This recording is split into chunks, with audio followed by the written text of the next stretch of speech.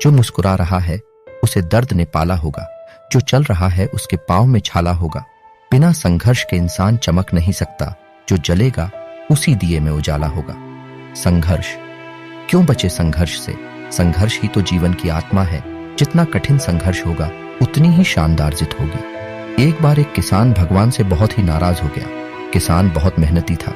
बहुत मेहनत से वह खेतों में अनाज उगाता, उसकी देखभाल करता, पर अक्सर उसकी फसल खराब हो जाती।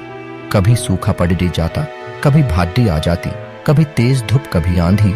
कोई न कोई कारण बन ही जाता कि उसकी फसल खराब हो जाती। एक दिन वह किसान गुस्से में आसमान की ओर देखकर भगवान से कहा, हे ईश्वर, आपको लोग सर्वज्ञाता मानते हैं कि आप सब जानते हैं, कहते हैं कि आपकी इच्छा के बिना एक भी पत्ता नहीं हिलता, पर मुझे तो लगता है कि आप छोटी सी छोटी बात भी नहीं जानते। आपको तो ये भी नहीं पता कि खेती बाड़ी कैसे करते हैं। अगर आप जानते होते तो हर समय जो बाढ़, आंधी और तूफान आते हैं वो कभी नहीं आते। आप नहीं जानते कि कितना नुकसान उठाना पड़ता है हम किसानों को। यदि आप मेरे हाथ में यह शक्ति दे दे कि जैसा मैं चाहूं वैसा मैं मौसम कर दूं, फिर आप देखना मैं अन्न के भंडार लगा दूंगा। भगवान इस किसान के तीखे वाक्य सुनकर मुस्कुरा रहे थे और वह किसान के सामने प्रकट होकर बोले, मैं आज से तुझे यह शक्ति देता हूं कि तुम अपने खेतों पर तुम्हारी जैसी इच्छा ही तुम वैसा मौसम कर दोगे। मैं बिल्कुल भी दखल नहीं दूंगा, तुम्हारी इच्छा से सब कुछ होगा। किसान बहुत खुश हो गया। किसान ने गेहूं की फसल अपने खेतों में बोई।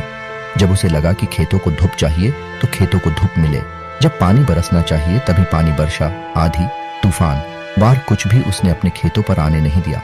किसान के खेत में इस वर्ष ऐसी फसल हुई जैसी कभी नहीं हुई थी। हरी भरी लहलहाती फसल। मन ही मन वह बहुत खुश हो गया और सोचने लगा, अब सबूत के साथ दिखाऊंगा भगवान को कि इसे कहते हैं शक्ति का सही उपयोग। मेरी सफलता देखकर उन्हें अपने नियम जरूर बदलने पड़ेंगे। कुछ दिन गुजरे, फसल कटने को तैयार हो गए। किसान बहुत उत्सुकता के साथ फसल को काटने लगा, पर जैसे ही उसकी नजर गेहूं की बालियों पर गया तो उसने अपना सिर पीट लिया और वह रोने चिल्लाने लगा। गेहूं की एक भी बाली के अंदर गेहूं का दाना नहीं था, सारी बालियां अंदर से खाली थी। किसान बहुत दुखी हो गया। उसने भगवान को रोते हुए फिर पुकारा, हे प्रभु, तुमने ये मेरे साथ क्या किया?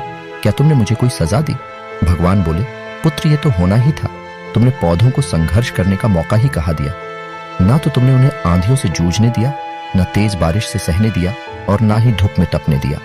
एक भी चुनौती का सामना तुमने उन्हें नहीं करने दिया। इसीलिए सारे पौधे अंदर से खोखले रह गए। जब आंधी, तूफान, तेज बारिश और धूप पड़ती है तभी ये पौधा अपने अस्तित्व को बचाने के लिए संघर्ष करते हैं और इसी संघर्ष